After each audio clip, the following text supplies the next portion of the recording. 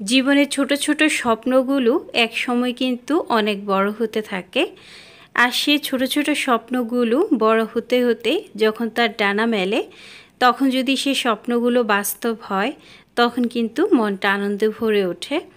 আজকে অনেক দিনের একটা স্বপ্ন পূরণ হলো। তো এটা অনেক দিন আগেই হতো, কিন্তু এখন করব না পরে করব সেই সিদ্ধান্ত নিতে নিতেই কিন্তু অনেকটা দেরি হয়ে গেল। তো অবশেষে সে ছোট্ট স্বপ্নটি পূরণ করে ফেললাম। আসসালামু আলাইকুম এভরিওয়ান। কাছে দূরে দেশে দেশের বাহিরে যে যেখান থেকে আমার ব্লগটি দেখছেন, কিচেন অ্যান্ড ডেইলি ব্লগসের নতুন একটি ব্লগে সবাইকে জানাই অনেক অনেক ভালোবাসা। আশা করছি সবাই ভালো আছেন। আপনাদের দোয়ায় আলহামদুলিল্লাহ আমিও ভালো আছি। সবাইকে রমজানের অনেক অনেক শুভেচ্ছা। রামাদান মোবারক। তো রমজান উপলক্ষে কিন্তু বাসার ডাইনিং টেবিলটা নিয়ে এলাম। তো ভাড়া বাসায় আসলে ডাইনিং কিনবো কি কিনবো না, কারণ যেহেতু ভাড়া বাসা আসলে জায়গার একটু স্বল্পতা থাকে। তো সব কিছু মিলিয়ে অনেকটা ভেবে চিন্তেই অবশেষে কিন্তু ডাইনিংটা নিলাম, আর সাথে নিলাম একটা সেন্টার টেবিল। তো প্রথমে ভাবছিলাম যে এখন মোটামুটি নর্মালের মধ্যে একটা ডাইনিং নেব, খুব বেশি দামি নেব না। পরবর্তীতে যদি আশা পূরণ হয় তখন ভালো দাম দিয়ে একটা ডাইনিং নেব। তো এটাই কিন্তু ছিল সিদ্ধান্ত। পরে ভাবতে ভাবতে ভাবলাম যে দুবার কেনার থেকে একবারেই কিনে ফেলি। তো একটু জায়গায় হয়তো একটু অসুবিধা হচ্ছে, তারপরেও যাক অবশেষে কিনে নিলাম। তো এটা আমার অনেক দিনের আসলে শখের জিনিস ছিল যে কেনার জন্য, কিন্তু ওই যে বললাম ভাড়া বাসায় অনেক কিছু মন চাইলেও কিন্তু আসলে কিনতে ইচ্ছে করে না, কারণ অনেক উঠাতে নামাতে গেলে আসলে ফার্নিচারগুলো নষ্ট হয়ে যায়। তারপর দেখা গেছে জায়গায় স্বল্পতা থাকে। অনেক দিক বিবেক বিবেচনা করেই কিন্তু সিদ্ধান্ত নিতে একটু দেরি হয়ে গিয়েছে। তো এর মধ্যেও যেহেতু এটা আমি রেডিমেড কিনি নাই, আমি নিজে বানাতে দিয়েছিলাম ডিজাইন সিলেক্ট করে। তো সেহেতু আবার ওখানে অনেকটা দিন সময় লেগে গিয়েছে। আর দেখা গেছে আমি মোট 4টা টেবিল থেকে 4টা মানে টেবিলের চেয়ার থেকে সব কিছু মিলিয়েই কিন্তু আমি ডিজাইন সিলেক্ট করেছিলাম। তো সেই জন্যই কিন্তু মোটামুটি সময় লেগেছে। এরপর আবার দেখা গেছে অর্ডার দেওয়ার অনেক দিন পরে আবার আমি পাথরও চেঞ্জ করেছিলাম। প্রথমে যে পাথরটা দিয়েছিলাম সেটার প্রাইসটা আর একটু কম ছিল, পরে আবার নতুন এই পাথরটা সিলেক্ট করেছিলাম। কারণ এই পাথরটা কিন্তু একটু বেশি এক্সপেন্সিভ ছিল, কারণ এটা সবসময় পাওয়া যায় না। ওনারা যখন পাথর কাটে তখন কিন্তু এরকম এক পিস পাথরই বের হয়, আর সেটাও কিন্তু সব সময় পাওয়া যায় না। তো সেই হিসেব করেই কিন্তু পরে আবার এই পাথরটা আবার নিয়েছি। তো এটার জন্য কিন্তু আবার বেশি আরও প্রাইস দিতে হয়েছে। তো যাই হোক, এই যে ডেকোরেশনের জন্য এই জিনিসগুলো, এগুলো তো কিছু পোর্সেলেনা থেকে কিনেছিলাম, আর কিছু আরও আগেই কিনেছি, আর এটা আড়ং থেকেই নিয়েছি। তো এগুলো এখন নাই, এগুলো অনেক আগেই আমি কিনে রেখে দিয়েছিলাম যে টেবিল কিনবো তখন সেটা ডেকোরেশন করব, সেজন্যই। তো দেখা গেছে এই ক্যান্ডি বক্সটা কিন্তু আমার এত বেশি প্রিয়। এটা কিন্তু খুব শখের বলতে গেলে খুব পছন্দের একটা জিনিসই। তো ভাবলাম যে এগুলো দিয়ে একটু ডেকোরেশন করে নিই। আর দেখা গেছে বাসার মধ্যেও কিন্তু সব কিছু যদি গুছিয়ে রাখা যায় তাহলে নিজের মনেও কিন্তু তৃপ্তি আসে।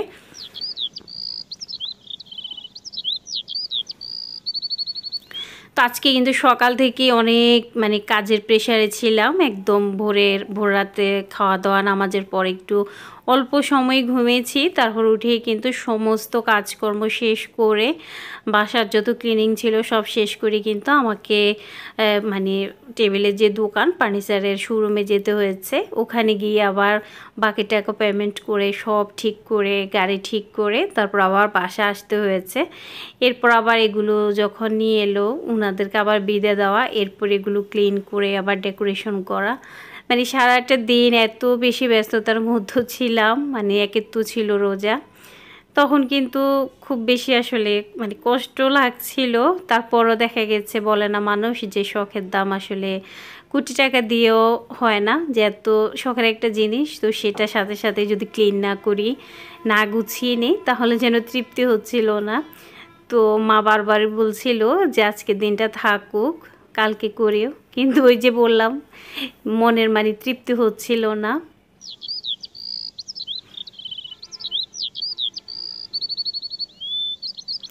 কেমন হয়েছে আমার ডাইনিংটা প্লাস ডেকোরেশন অবশ্যই কিন্তু জানাবেন। আর এখন সেন্টার টেবিলটা ক্লিন করে নেব।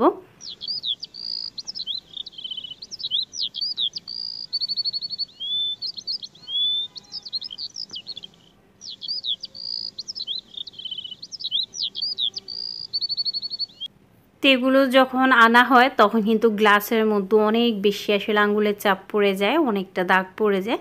তো এগুলো খুব ভালো করে ক্লিন করে না নিলে এটা কিন্তু আবার পরবর্তীতে একটু সমস্যা লাগে।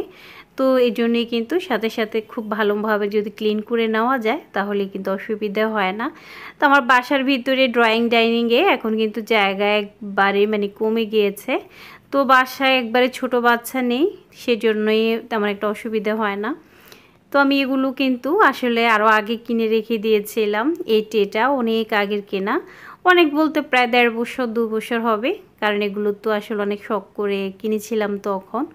তো প্রায় 1.5 বছরই হবে। এর আগে এগুলো কিনে রেখে দিয়েছিলাম, কারণ আমি জানি যে পরবর্তীতে আসলে এগুলো কিনবো, তখন ডেকোরেশন করব। আর এই মোমটা তো আড়ং থেকে নিয়েছিলাম। তো এগুলো দিয়ে সুন্দর ডেকোরেশন করার খুব ইচ্ছে ছিল। তো কেমন হয়েছে অবশ্যই জানাতে ভুলবেন না। এরপর কিন্তু আমি প্রায় একবার অসুস্থ শরীর নিয়ে কিন্তু কিচেনে এলাম। তো আজকে তেমন বেশি রান্নাবান্না দেখাবো না, খুবই স্বল্পভাবে একটুখানি জাস্ট সিন নিয়েছি। মানে তখন আর অত এনার্জি শরীরে ছিল না যে খুব বেশি কিছু করব। আর তখন আমি ইফতারের মধ্যে দেখা গেছে শুধু ছোলাটাই রান্না করেছি, ফারার জন্য চিকেন আর আমাদের জন্য আগে রান্না করা ছিল ফ্রিজে। আর বিশেষ করে দেখা গেছে যেহেতু ফ্রোজেন আইটেমগুলো ছিল সেই জন্য ইফতারে তেমন একটা অসুবিধা হয় নাই। তো ফ্রোজেনগুলো করে রাখাতে কিন্তু আমার অনেক বেশি সুবিধা হয়েছে।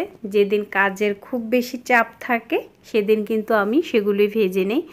আর দেখা গেছে যেহেতু আপুর ছেলে আছে সেক্ষেত্রে সব সময় কিন্তু ইফতার কিংবা সেহরি কিংবা রাতের খাবারটা একটু ভালোভাবে করার চেষ্টা করি, মানে ওদেরকে অন্তত একটু ভালোভাবে দেওয়ার চেষ্টা করি।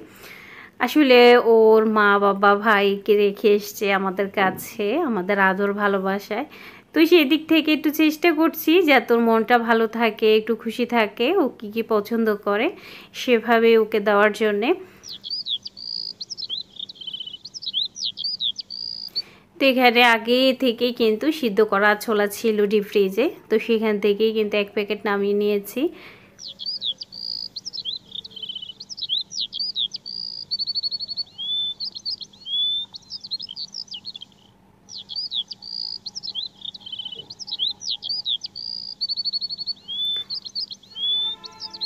তো রান্নার বাকি অংশটা দেখানোর মতো সুযোগ আমার হয় নাই। তো এখন আপনাদের সাথে শেয়ার করব আমাদের যে বিবাহবার্ষিকী গিয়েছিল তখন অল্প একটু শ্যুট করেছিলাম, সেগুলো কিন্তু শেয়ার করব বলে আর কিন্তু শেয়ার করা হয় নাই। তো ভাবলাম যে আজকে সে অংশটুকু একটু শেয়ার করেই দিই। আর আপনাদের ভাইয়া তেমন এক মানুষ না, সে ক্যামেরার সামনে আসে না সে একটা ছবি তুলতে চায়। তার যে কি একটা অবস্থা, মানে এমনিতে আমার সাথে ছবি তোলে ঠিকই, কিন্তু যে কারো সামনে তুলবে বা মানে এগুলো একদমই ওর কেন জানি না এত আনেজি। তো যাই হোক, তো মোটামুটি আজকের মতো আপনাদের কাছ থেকে বিদায় নেব। জানি না সবাই কেমন আছেন, দোয়া করি যেন সবাই ভালো থাকেন। আল্লাহ হাফেজ।